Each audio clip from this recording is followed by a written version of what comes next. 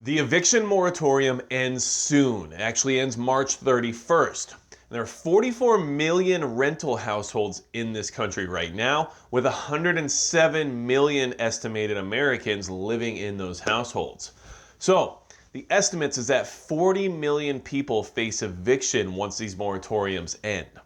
So, because of that, we need to start preparing now for the possibility of the horde concept to become a reality, but maybe not in the way that we originally thought.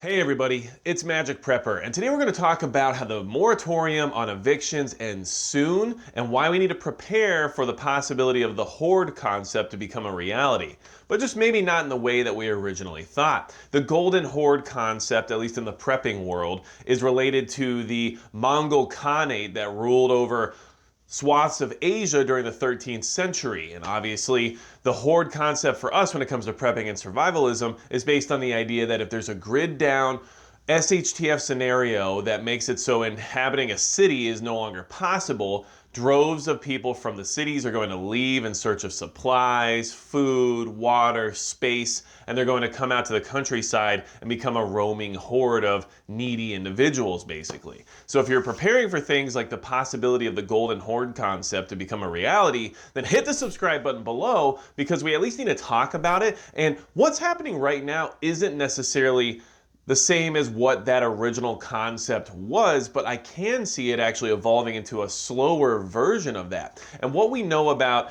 SHTF or Teotihuacan or any of those types of scenarios is that they often happen much slower than what we originally anticipated when it comes to a world-changing event, okay? And that's what I feel like is happening now. So that's why you need to start preparing now for the horde to start making its way your way from these major population areas, even if it doesn't seem like it would in some kind of a science fiction film where you just see swaths of people coming your way wearing backpacks and carrying supplies, and it looks like the Exodus out of Egypt back in biblical times, okay? So right now, people haven't necessarily left the cities, even though there's good reason to. And the reason they haven't left yet is because the moratoriums are in place, so they're not being evicted yet, and because of the stimulus checks and things like that that are helping keep people where they are, especially when it comes to unemployment. And you have to understand that most people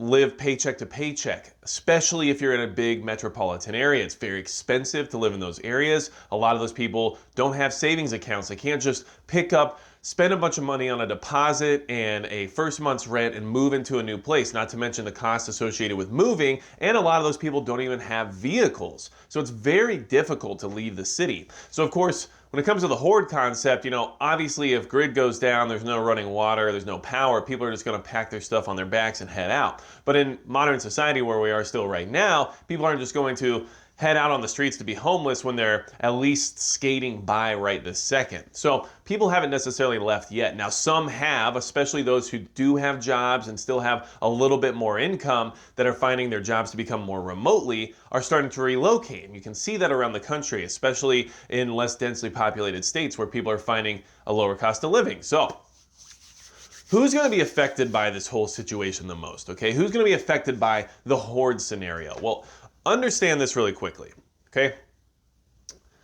The horde scenario is happening now, but just much slower. And we're not going to see it in this giant fantastical situation that we all talked about in the past. What we're seeing is that people are going to slowly trickle into these other places due to desperation and lack of resources where they currently are. And that's eventually going to change your area or your landscape for I guess just in a different way, not necessarily for better or for worse, but this is what we should at least prepare for. So that's why we need to talk about this, okay? 50% of the population of the United States lives in 143 counties, okay? And I'll flash like a map thingy up here from the 2016 census where they basically tell you right then and there, if you're bordering one of these counties, you need to understand that you're right next to one of the biggest population centers in the entire country. There's 3,006 counties in the entire country, and 50% of the population lives in 143 of those counties. So understand that the population is extremely dense where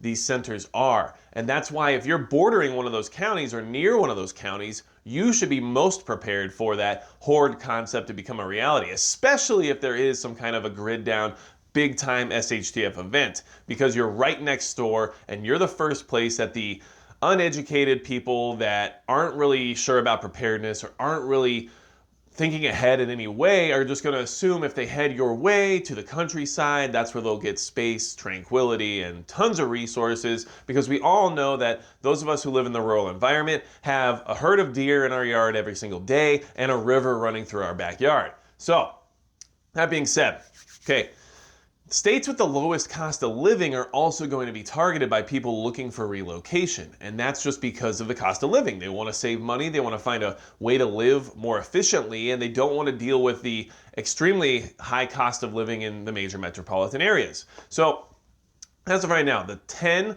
states with the lowest cost of living in the country are Mississippi, Arkansas, Oklahoma, Missouri, New Mexico, Tennessee, Michigan, Kansas, Georgia, and Wyoming.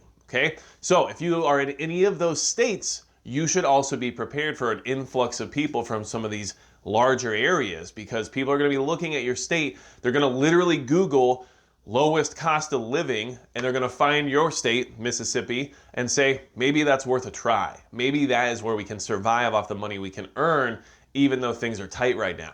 Our money goes so much further there, maybe that's a good place to start looking. So understand that things are going to change in your area if you're in one of those states, if you border one of those counties, or if you just happen to be in a highly populated area already. I mean, things are going to change there as well, especially if people keep leaving and the exodus keeps continuing, okay? So, how do you prepare for the horde? Well, obviously in an SHTF scenario, preparing for the horde means a lot of things. You know, it means being ready to bug out, dip out of your location if need be due to this roaming horde of people that are heading your way. It means being able to defend yourself. It means being able to secure your property and your home and everything else related to that. However, trust me, Gray Man is a great way to deal with the horde as well. But for what we're talking about right now, this is a slow trickle. This is people are going to start leaving these areas before the big SHTF event occurs because of the economic implications of what we're dealing with these days, okay?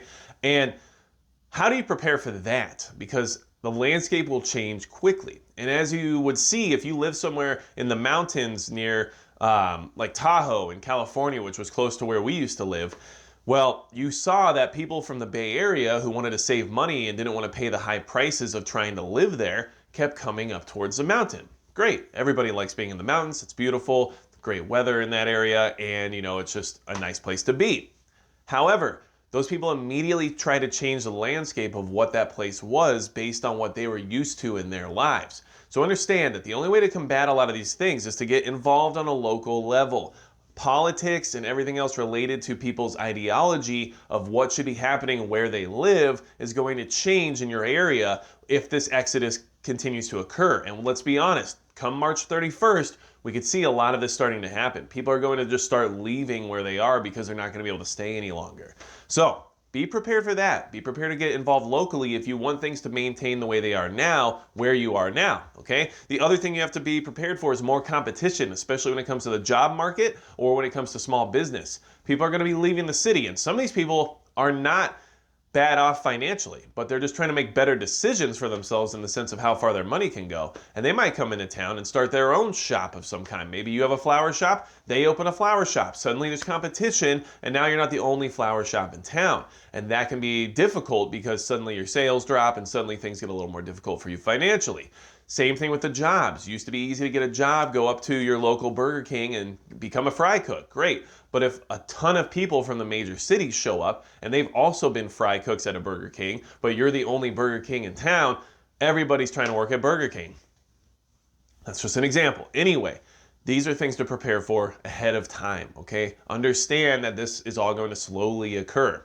Now, the other thing is that your cost of living is going to go up because the more people there are, the more demand there is when it comes to housing, the more demand there is when it comes to resources, and the less of a supply there will be, which makes it more expensive. So that's something else you need to prepare for. And one of the last things to prepare for, and this is just from personal experience, is a rise in crime, because people that leave these areas are generally going to be people who are at least trying to be proactive and thinking ahead. And there's many, many preppers out there who live in urban environments right now who are trying to leave and better themselves and better their families by being in a rural environment. And that's totally fine, and actually what I encourage, because especially if you're watching channels like this one and you're worried about preparedness, you're the right kind of people to get out and be in the rural environment.